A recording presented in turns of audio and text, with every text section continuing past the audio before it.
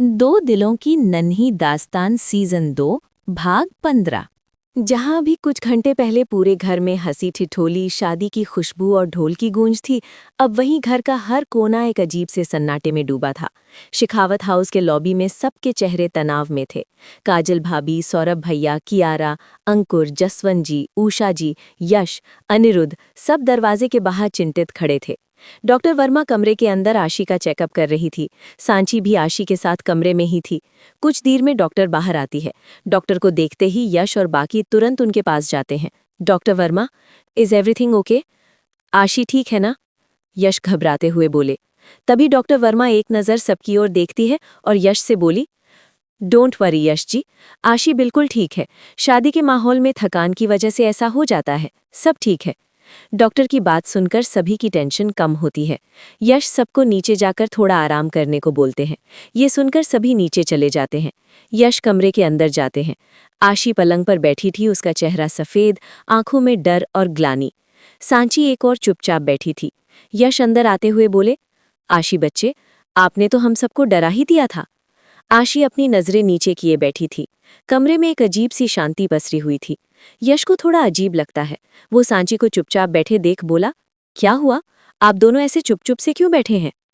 कोई कुछ नहीं कहता है। यश सांची के पास जाकर बोला, सांची, कुछ हुआ है क्या? डॉक्टर ने क्या कहा? सब ठीक तो है? तभी सांची उसकी ओर देखने लगती है। उसकी आंखें आंसुओं से भरी हुई थी। सांची, तुम, क्या हुआ है? प्लीज मुझे बताओ, मेरा मन बहुत घबरा रहा है। सांची बताओ ना, क्या हुआ है? यश बोले। तभी सांची अपने कांपते होठों से बोली, "डॉ- डॉक्टर ने कहा कि आह, आशी प्रेग्नेंट है। यश को ये बात सुनकर एक धक्का सा लगता है। वो अपने कदम पीछे करते हुए बोला, नहीं नहीं, ऐसा हो ही नहीं सकता। जरूर डॉक्टर को कोई गलत फहमी हुई है। यश आशी के पास जाकर उससे बोला, बेटा, ये सच नहीं है ना?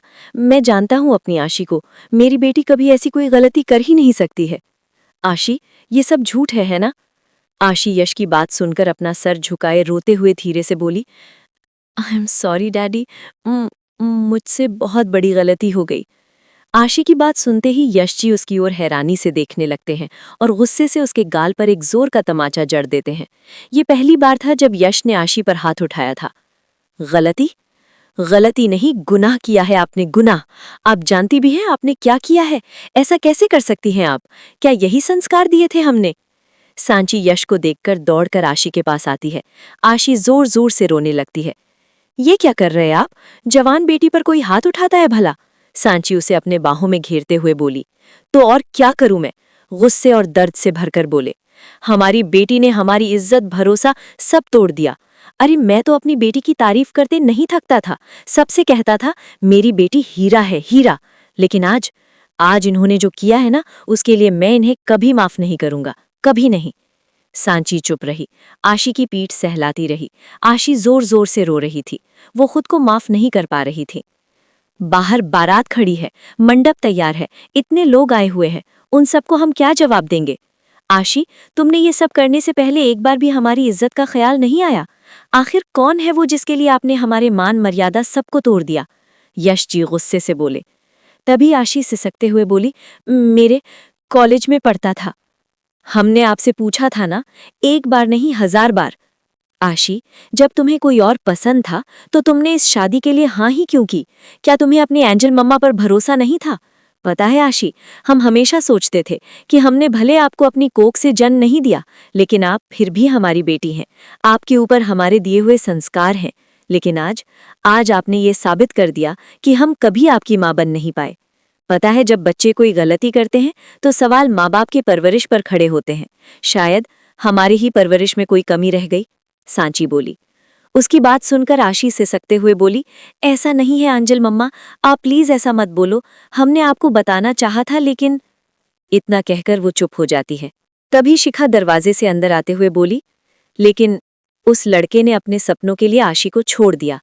दोनों दरवाजे की ओर देखते हैं। शिखा अंदर आते हुए बोली, चाची, चाचा जी, इन सब में आशी की कोई गलती नहीं है। इसकी गलती बस इतनी सी है कि इसने किसी से सच्चा प्यार किया, लेकिन वो धोखेबाज आशी की मासूमियत का फायदा उठाता रहा। शिखा, तुम्हें सब कुछ पता था? सांची बोली। शिखा अपना सर झुका लेती है। सॉरी चाची। तभी यश अपना सर पकड़े हुए बोला, मुझे तो समझ नहीं आ रहा कि मैं अनिरुद्ध के फैमिली से क्या बोलूं। गलती मेरी है, मैंने ही कुछ ज्यादा छूट दे दी। जिस बेटी को अपनी इज्जत समझा उसी ने आज ऐसा कर दिया। यश एक कुर्सी पर बैठ गए थे, जैसे उनकी टांगों से जान निकल गई हो। सांची अब भी आशी के पास बैठी थी, लेकिन उसकी आंखों में गुस्से और दुख का सैलाब था। शिखा एक ओर चुप खड़ी थी। यश गहरी सांस लेते हुए बोले, अब क्या करें सांची, ये शादी अब नहीं हो सकती। अनिरुद्ध को धोखे में नहीं रख सकते हम। सांची चुप रही। उसके आंसू अब सूख चुके थे, बस आंखें पत्थर जैसी हो गई थी। सही कह रहे हैं आप, हम अनिरुद्ध के परिवार से कुछ नहीं छुपा सकते। सच्चाई जानने के बाद उनका जो भी फैसला होगा हमें मंजूर है। दरवाजे के पास खड़ा अनिरुद्ध सब सुन चुका था। उसकी आंखों में सन्नाटा था, दिल की धड़कनें तेज थीं, लेकिन चेहरा बिना कोई भाव के। उसने गहरी सांस ली और दरवाजे के बाहर एक कोने में जाकर खड़ा हो गया, अकेले।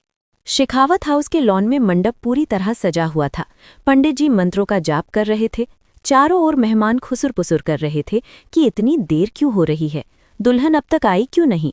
उषा जी जसवंत जी से बोली, अनी को गए काफी वक्त हो गए, ना वो नीचे आया है और ना ही वो लोग। मुझे तो बहुत टेंशन हो रही, हमें एक बार जाकर देखना चाहिए। आप ठीक कह रहे हैं उषा जी, चलिए चलकर देखते हैं, जसवंत जी बोले।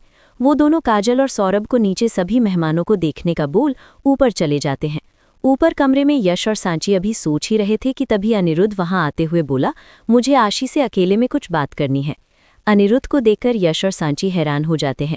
यश कुछ बोलने को होता ही है कि तभी अनिरुद्ध बोला, यश अंकल प्लीज मुझे कुछ नहीं सुनना, बस आशी से बात करनी है। उसकी बात सुनकर यश सांची की ओर देखता है। सांची यश की ओर देखकर हाँ में सर हिलाती है। वो सब बाहर चले जाते हैं कमरे से और दरवाज़ा बंद कर देते हैं। कमरे में खामोशी छाई थी, सिर्फ आशी के सिसकने की आवाज़ सुनाई दे रही थी। एक गहरी चुप्पी के बाद यश उसकी ओर देखकर बोला, आशी मुझे सच जानना है, बस सच। आशी उसकी ओर एक नज़र देखती है, फिर अपनी नज़रें झुका लेती है और युवी की शुरू से लेकर अब तक की सारी बातें उसे बताती है। सारी बातें जानने के बाद अनिरुद्ध मानो टूट सा गया था, लेकिन वो खुद को संभालते हुए बोला, फोम लगाओ उसे। आशी उसकी तरफ हैरानी से देखती है। अनिरुद्ध फिर बोला, उसे अभी फ़ोन लगाओ और सारी बातें बताओ। आशी उसके कहने पर युवी के नंबर पर कॉल करती है। कॉल कई बार बजती है, लेकिन कोई रिस्पॉन्स नहीं आता। आशी की उंगलियां कांप रही थीं, आंखों से आंसू थम नहीं रहे थे। अनिरुद्ध का चेहरा कठोर था, लेकिन उसकी आंखों में ज्वाला और कहीं एक दर्द साफ झलक रहा था। अनिरुद्ध थोड़े सख्त लहजे में बोला, स्पीकर पर डालो, अगर इस बार भी कॉल नहीं उठा तो अगला कदम मैं लूंगा। आशी कांपते हाथों से कॉल दोबारा करती है। इस बार कॉल रिसीव होती है। युवी बिना किसी अफसोस के थके हुए लहजे में बोला, हाँ आशी, अब क्या बाकी रह गया है कहने को। उसकी आवाज़ सुनते ही आशी रोते हुए उससे बोली, युवी आई एम प्रेग्नेंट। आशी की बात सुनकर दूसरी ओर से कुछ नहीं कहा जाता है। एक पल को युवी भी शांत हो जाता है। आशी उसे चुप देखकर बोली, युवी तुम चुप क्यों हो? युवी मैं तुम्हारे बच्चे की माँ बनने वाली हूँ। युवी मैं क्या करूँ, मुझे कुछ समझ नहीं आ रहा है। तभी दूसरी ओर से युवी की आवाज़ आई, व्हाट, बट ये कैसे? आशी ये सब। युवी मुझे तुम्हारी ज़रूरत है युवी, तुम प्लीज़ वापस आ जाओ, हम दोनों एक नई शुरुआत करेंगे। Yuvi I need you, Yuvi please come back. Aashi रोते हुए सब बोले जा रही थी। आशी काम डाउन, मेरी बात सुनो। देखो आशी, ये सब जो भी हुआ गलती से हुआ है। तुम एक काम करो, डॉक्टर के पास जाओ और अबॉर्शन करा लो, युवी बोला। उसकी बात सुनकर आशी हैरान हो जाती है। युवी ये कैसी बातें कर रहे हो तुम? युवी अबॉर्शन? तुम ऐसा सोच भी कैसे सकते हो? आशी प्लीज बी प्रैक्टिकल, अभी हम खुद की जिम्मेदारी नहीं उठा सकते ठीक से, इस बच्चे की जिम्मेदारी कैसे उठाएंगे? मैं अभी शादी के लिए रेडी नहीं हूँ और तुम मेरे ऊपर एक और बोझ डाल रही हो। कमरे में सन्नाटा छा गया। आशी की आंखों से बहते आंसू वहीं रुक गए। उसके होंठ कांपने लगे, जैसे किसी ने दिल पर छुरा मार दिया हो। उसकी उंगलियां अब भी फोन पकड़ रही थी, लेकिन आवाज उसके गले में अटक गई थी। अनिरुद्ध जो अब तक चुप खड़ा था, उसका चेहरा पत्थर सा हो गया था, लेकिन उसकी आंखों में अब रोष, आहत प्रेम और गुस्से की एक खतरनाक लहर दौड़ गई थी। युवी, सॉरी आशी, लेकिन मैं इस बच्चे को नहीं अपना सकता, और अगर तुम चाहती हो कि तुम्हारी जिंदगी और करियर बची रहे तो ये सबसे सही फैसला है। युवी इतना कहकर फोन काट देता है। आशी वहीं जमीन बैठ जाती है और जोर जोर से रोने लगती है। यश और सांची ने अनिरुद्ध के परिवार को सारी सच्चाई बता दी थी। तभी कमरे का दरवाज़ा खुलता है और अनिरुद्ध बाहर आता है। उषा जी आक्रोश में आकर बोली, अनी चल यहाँ से, अब यहाँ कोई शादी नहीं होगी, चलिए जी। उषा जी अनिरुद्ध का हाथ थामकर उसे अपने साथ ले जाने लगती हैं। अनिरुद्ध रुक जाता है। उसे रुका हुआ देखकर उषा जी हैरानी से उसकी ओर देखने लगती हैं। नहीं मॉम, आज ये शादी जरूर होगी। हाँ, मैं अब भी आशी से शादी करूंगा, अनिरुद्ध ठंडे स्वर में बोला। उषा जी गुस्से में आंसुओं से भरी आंखों से बोली, जिस लड़की के पेट में किसी और का बच्चा है तो उसके साथ साथ फेरे लेगा, हमारे खानदान की बहू बनाएगा, ये सब जानकर भी। मॉम, जो भी हुआ उसे मैं नहीं बदल सकता, लेकिन आने वाले कल को मैं ये नहीं चाहता कि मुझे कोई पछतावा हो, अनिरुद्ध बोला।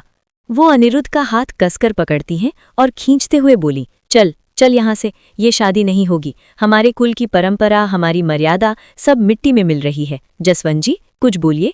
जसवंत जी संकोच में लेकिन अब भी शांत लहजे में बोले, उषा पहले शांति से। अनिरुद्ध मजबूती से हाथ छुड़ाते हुए बोला, सारी मॉम, आज नहीं, आज मैं आपकी बात नहीं मान सकता। उषा जी स्तब्ध होकर बोली, क्या मतलब? अनिरुद्ध की आंखों में आंसू लेकिन आवाज सख्त। वो बोला, आपने मुझे हमेशा सिखाया था कि किसी की मदद करो, सच का साथ दो, किसी औरत की इज्जत मत तोड़ो। तो आज जब वो लड़की जो टूटी है, डरी है, मेरे भरोसे खड़ी है, तो क्या मैं उसका साथ छोड़ दूं? यश और सांची अनिरुद्ध की ओर देख रहे थे। अंकुर भी वहीं था। उषा जी तिलमिलाकर बोली, तो अब यही बच गया हमारे संस्कारों में, कोई भी लड़की कुछ भी करे और हम उसे घर ले आएं? अनिरुद्ध धीरे गहराई से बोला, आशी ने कोई गलती नहीं की माँ, उसने सिर्फ किसी को सच्चा प्यार किया और उस प्यार ने उसे धोखा दिया। गलती उस इंसान की है जिसने भरोसे को तोड़ा, ना कि उस लड़की की जो अब अपने बच्चे के लिए इस दुनिया से लड़ रही है। अनिरुद्ध थोड़ी देर चुप रहा, फिर एक गहरी सांस लेकर बोला, अगर आज आप मेरे इस फैसले को नहीं स्वीकारती तो मैं आपकी दहलीज छोड़ दूंगा, लेकिन आशी का हाथ कभी नहीं छोड़ूंगा। उषा जी की आंखों से आंसू निकल पड़े। वो एक माँ थी और माँ कभी भी अपने बेटे की आंखों में इतना सच्चा दर्द नहीं देख सकती। आशी पीछे खड़ी सब सुन रही थी, रोती हुई। उषा जी अनिरुद्ध की बात सुनकर बिना कुछ बोले वहां से चली जाती हैं। अनिरुद्ध यश और सांची के पास जाकर बोला, आप आशी को नीचे ले आइए। इतना कहकर अनिरुद्ध वहां से चला जाता है। लॉन में चारों ओर रोशनी की लहरें फैली हुई थीं, हवाओं में फूलों की खुशबू घुली हुई थी और पंडित जी के मंत्रों की आवाज वातावरण को पवित्र बना रही थी। अनिरुद्ध और आशी मंडप में एक साथ बैठे थे। अनिरुद्ध के चेहरे पर आत्मविश्वास और सच्चाई झलक रही थी, तो आशी के चेहरे पर भाव शून्य थे। शादी की विधियां चल रही थी, लेकिन सभी मन में एक उलझन छुपी थी। तभी पंडित की आवाज पड़ी, अब वर वधू के गले में मंगलसूत्र डालेंगे और उसके बाद सिंदूर दान करेंगे। उषा जी वहां नहीं थी। ये देखकर काजल अनिरुद्ध की ओर मंगलसूत्र की थाल बढ़ाती है। अनिरुद्ध हाथ में मंगलसूत्र लेता है और आशी के गले में पहना देता है। अनिरुद्ध हाथ में सिंदूर उठाता है, आशी अपनी पलकें झुकाती है। अनिरुद्ध मन में बोलता है, ये सिर्फ सिंदूर नहीं, ये मेरा वादा है, तुम्हें कभी टूटा नहीं देखने दूंगा। वो सिंदूर भरता है और इसी के साथ विवाह संपन्न हुआ। पंडित जी बोले, शादी तो हो गई, पर क्या आशी कभी अनिरुद्ध को वो प्यार दे पाएगी जिसका वो हकदार है? क्या एक समझौता एक खूबसूरत रिश्ते में बदल पाएगा? आगे की कहानी जानने के लिए बने रहे मेरे साथ, और वीडियो पसंद आए तो लाइक, कमेंट और चैनल पर नए हैं तो सब्सक्राइब करना ना भूलें। मिलते हैं अगले भाग के साथ, तब तक के लिए बाय बाय।